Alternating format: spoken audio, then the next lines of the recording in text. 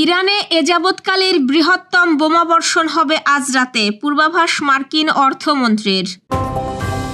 টানা 5 দিন বজ্রবৃষ্টির আভাস। ত্রুটিপূর্ণ বিমানে উড়েছিলেন তারেক রহমান, তদন্তে ভয়াবহ অনিয়ম। সাবেক উপদেষ্টা মাহফুজের নেতৃত্বে এবার যাত্রা শুরু করল নতুন রাজনৈতিক প্ল্যাটফর্ম অল্টারনেটিভ। বিশ্বকাপের 100 দিন আগে গুরুতর চোট পেলেন রোনালদো। শ্রেষ্ঠ অদম্য নারী পুরস্কার পাচ্ছেন খালেদা জিয়া সহ 6 জন। দর্শক, শুনছিলেন দিনের শীর্ষ খবরের প্রধান শিরোনাম। এবার বিস্তারিত। তার আগে আমাদের ইউটিউব চ্যানেল সাবস্ক্রাইব করুন এবং সব খবর পেতে ফেসবুক পেজ ফলো করে রাখার পাশাপাশি ওয়েবসাইট ভিজিট করুন। ইরানে হামলার তীব্রতা বৃদ্ধির ঘোষণা আগেই দিয়েছিলেন মার্কিন প্রেসিডেন্ট ডোনাল্ড ট্রাম্প। এবার তার অর্থমন্ত্রী জানালেন দেশটিতে আজ রাতেই হবে এযাবৎকালের বৃহত্তম বোমাবর্ষণ কর্মসূচি। মার্কিন সংবাদ মাধ্যম ফক্স নিউজকে দেয়া এক সাক্ষাৎকারে মার্কিন অর্থমন্ত্রী স্কট বেসেন্ট বলেছেন, আজ রাতে ইরানের ওপর আমাদের বৃহত্তম বোমাবর্ষণ কর্মসূচি পরিচালিত হবে। মার্কিন এ হামলায় ইরানের ক্ষেপণাস্ত্র উৎক্ষেপণ কেন্দ্র ও ক্ষেপণাস্ত্র তৈরির কারখানাগুলোর সবচেয়ে বেশি ক্ষয়ক্ষতি হবে। তিনি আরও বলেন, আমরা এগুলো উল্লেখযোগ্যভাবে অকার্যকর করে দিচ্ছি। এ সময় বেস্টেন ইরানের বিরুদ্ধে অর্থনৈতিক বিশৃঙ্খলা সৃষ্টির চেষ্টার অভিযোগ আনেন। এই প্রসঙ্গে তিনি হরমুজ প্রণালীর ওপর তেহরানের নিয়ন্ত্রণের বিষয়টি উল্লেখ করেন। সারা দেশে আগামী 5 দিন বজ্রসহ বৃষ্টি হতে পারে বলে জানিয়েছে আবহাওয়া অধিদপ্তর। আজ সকালে আবহাওয়ার পূর্বাভাসে এই তথ্য জানানো হয়েছে। এতে বলা হয়েছে, আগামী 24 ঘন্টায় সিলেট বিভাগের 2-1 জায়গায় বৃষ্টি বা বজ্রসহ বৃষ্টি হতে পারে। এছাড়াও দেশের অন্যত্র অস্থায়ীভাবে আংশিক মেঘলা আকাশ সহ সারা দেশের আবহাওয়া প্রধানত শুষ্ক থাকতে পারে। আগামীকাল রোববার রংপুর, রাজশাহী, ঢাকা, খুলনা ও বরিশাল বিভাগের 2-1 জায়গায় বৃষ্টি বা বজ্রসহ বৃষ্টি হতে পারে। আর দেশের অন্যত্র অস্থায়ীভাবে আংশিক মেঘলা আকাশ সহ সারা দেশের আবহাওয়া প্রধানত শুষ্ক থাকতে পারে। সোমবার রংপুর, রাজশাহী, ঢাকা, ময়মনসিংহ, খুলনা, বরিশাল, চট্টগ্রাম ও সিলেট বিভাগের 2-1 জায়গায় বৃষ্টি বা বজ্রসহ বৃষ্টি হতে পারে। মঙ্গলবার রংপুর, রাজশাহী, ঢাকা, ময়মনসিংহ, খুলনা, বরিশাল, চট্টগ্রাম ও সিলেট বিভাগের 2-1 জায়গায় বৃষ্টি বা বজ্রসহ বৃষ্টি হতে পারে এবং পরদিন বুধবার রংপুর, রাজশাহী, ঢাকা, ময়মনসিংহ, খুলনা, বরিশাল, চট্টগ্রাম ও সিলেট বিভাগের 2-1 জায়গায় বৃষ্টি বা বজ্রসহ বৃষ্টি হতে পারে। এছাড়াও তাপমাত্রার বিষয়ে বলা হয়েছে, আজ সারা দেশে দিনের তাপমাত্রা প্রায় অপরিবর্তিত থাকতে পারে ও রাতের তাপমাত্রা সামান্য বাড়তে পারে। আগামীকাল সারা দেশে দিনের তাপমাত্রা সামান্য কমতে পারে ও রাতের তাপমাত্রা সামান্য বাড়তে পারে। বাংলাদেশ বিমানের একটি উড়োজাহাজে গুরুতর যান্ত্রিক ত্রুটি এবং রক্ষণাবেক্ষণে ভয়াবহ অনিয়মের তথ্য উঠে এসেছে অভ্যন্তরীণ তদন্ত প্রতিবেদনে। প্রতিবেদন অনুযায়ী এসব ত্রুটি থাকা সত্ত্বেও গত 25 ডিসেম্বর ভিভিআইপি ফ্লাইটে এই উড়োজাহাজেই যাত্রা করেছিলেন তৎকালীন বিএনপির ভারপ্রাপ্ত চেয়ারম্যান এবং বর্তমান প্রধানমন্ত্রী তারেক রহমান। বিমান বাংলাদেশ এয়ারলাইন্সের উপপ্রধান প্রকৌশলী মনসুরুল আলমের নেতৃত্বে গঠিত 3 সদস্যের তদন্ত কমিটি জানিয়েছে, গত বছরের 9 ও 17 ডিসেম্বর উড়োজাহাজটির রক্ষণাবেক্ষণের একাধিক অনিয়ম হয়েছে। বিশেষ করে 10 ডিসেম্বরের রক্ষণাবেক্ষণ কাজ মাত্র 2.5 ঘন্টায় শেষ করা হয়, যা বোয়িং 78-79 বিমানের জন্য নির্ধারিত সময়ের তুলনায় অস্বাভাবিক কম। তদন্তের আরও দেখা গেছে, উড়োজাহাজটির যান্ত্রিক ত্রুটি নির্ণয় বা কার্যকারিতা পরীক্ষার সঠিক কোনো নথিও পাওয়া যায়নি। একই ধরনের ত্রুটি 15 দিনের ব্যবধানে 3 বার দেখা দিলেও তা গুরুত্ব দিয়ে সমাধান করা হয়নি।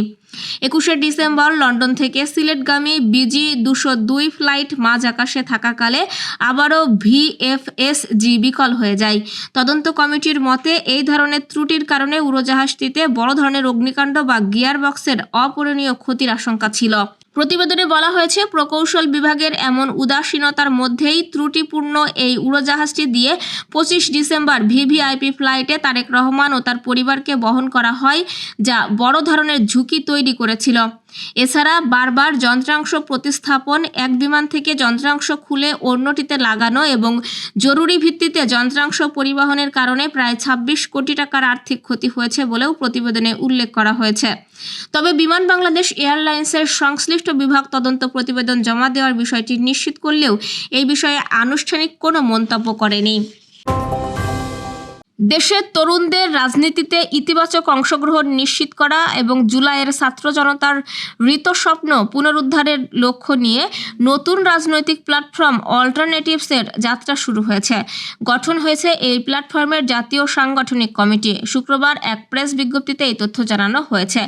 নতুন এই প্ল্যাটফর্মের সংগঠক হিসেবে রয়েছেন সাবেক অন্তর্বর্তী সরকারের উপদেষ্টা ও জুলাই অভ্যুত্থানের মাস্টার মাইন্ড হিসেবে পরিচিত মাহফুজ আলম এবং জাতীয় নাগরিক পার্টির সাবেক যুগ্ম আহ্বায়ক ডাক্তার তাজনুবা জাবিন সহ 17 জন।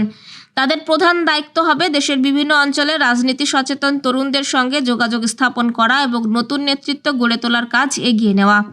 বিজ্ঞপ্তিতে বলা হয়, জুলাইয়ের আন্দোলনে শহীদ পরিবারের সদস্য, আহত যোদ্ধা এবং সক্রিয় আন্দোলনকর্মীদের সঙ্গে সম্পৃক্ত হয়ে একটি দায়িত্বশীল ও অংশগ্রহণমূলক রাজনৈতিক সংস্কৃতি গড়ে তোলার লক্ষ্য নিয়েই এই সাংগঠনিক উদ্যোগ নেওয়া হয়েছে।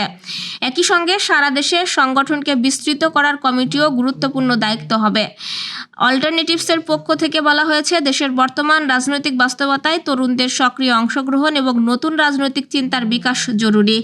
এই বাস্তবতা সামনে রেখে ন্যাশনাল অর্গানাইজিং কমিটি গঠন করা হয়েছে, যা আগামী দিনে দেশব্যাপী সাংগঠনিক কার্যক্রম পরিচালনা করবে। বিশ্বকাপের আর 100 দিনও বাকি নেই। এর মধ্যেই নতুন চোটে দুশ্চিন্তা বাড়ালো ক্রিস্টিয়ানো রোনালদোকে নিয়ে। পর্তুগিজ এই তারকা এখন অনিশ্চয়তার মধ্যে আছেন। সৌদি ক্লাব আল নাসেরের হয়ে আল ফাইহার বিপক্ষে ম্যাচে হ্যামস্ট্রিংয়ের চোট পান রোনালদো। এই চোটের কারণে তাকে পুনর্বাসন প্রক্রিয়া শুরু করতে হয়েছে। এখন সেই চিকিৎসা চলবে মাদ্রিদে। এই তথ্য নিশ্চিত করেছে আল নাসেরের কোচ জর্জ জেসুস। তিনি বলেন, চোটটি প্রথমে যতটা মনে হয়েছিল তার চেয়ে বেশি গুরুতর। কোচ বলেন, ক্রিস্টিয়ানোর চোট আমরা প্রথমে যতটা ভেবেছিলাম তার চেয়ে বেশি গুরুতর। তার মতে চিকিৎসার জন্য ইতোমধ্যে স্পেনে গেছেন এই তারকা ফরওয়ার্ড। সেখানে ব্যক্তিগত থেরাপিস্টের তত্ত্বাবধানে চিকিৎসা চলবে। বড় তারকাদের ক্ষেত্রে এমন চিকিৎসা এখন বেশ সাধারণ বিষয়। শ্রেষ্ঠ অদম্য নারী পুরস্কার পাচ্ছেন বিএনপির প্রয়াত চেয়ারপারসন দেশনেত্রী খালেদা জিয়া সহ 6 নারী। রোববার মহিলা ও শিশু বিষয়ক মন্ত্রণালয়ের উদ্যোগে ওসমানী স্মৃতি মিলনায়তনে আন্তর্জাতিক নারী দিবস উদযাপন উপলক্ষে আয়োজিত অনুষ্ঠানে এই সম্মাননা দেওয়া হবে। এর আগে শুক্রবার মহিলা ও শিশু বিষয়ক মন্ত্রণালয়ের এক সংবাদ বিজ্ঞপ্তিতে এই তথ্য জানানো হয়েছে। বিজ্ঞপ্তিতে বলা হয়, গণতন্ত্রের মানসকন্যা বেগম খালেদা জিয়াকে গণতন্ত্রের অগ্রযাত্রায় শ্রেষ্ঠ অদম্য নারী সম্মাননা দেওয়া হবে। আপসহীন সংগ্রামের মাধ্যমে গণতন্ত্র পুনরুদ্ধারের অদম্য নেতৃত্ব প্রদান এবং গণতান্ত্রিক ধারা প্রতিষ্ঠায় বেগম খালেদা জিয়া অসামান্য অবদান রাখায় তাকে এই পুরস্কার দেওয়া হচ্ছে বলে সংবাদ বিজ্ঞপ্তিতে জানানো হয়েছে। এছাড়া অন্যান্য বছরের মতো এবারও 5টি ক্যাটাগরিতে 5 জন অদম্য নারীকে পুরস্কার দেওয়া হচ্ছে।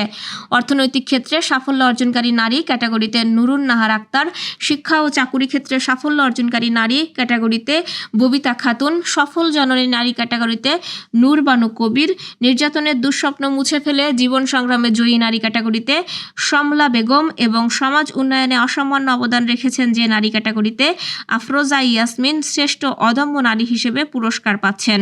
দর্শক, এই ছিল এখনকার আয়োজন। পরবর্তী খবর দেখুন বেলা 2:30টায়। আজ ইফতারের সময় সন্ধ্যা 6টা বেজে 13 মিনিটে। এতক্ষণ সাথে থাকার জন্য ধন্যবাদ।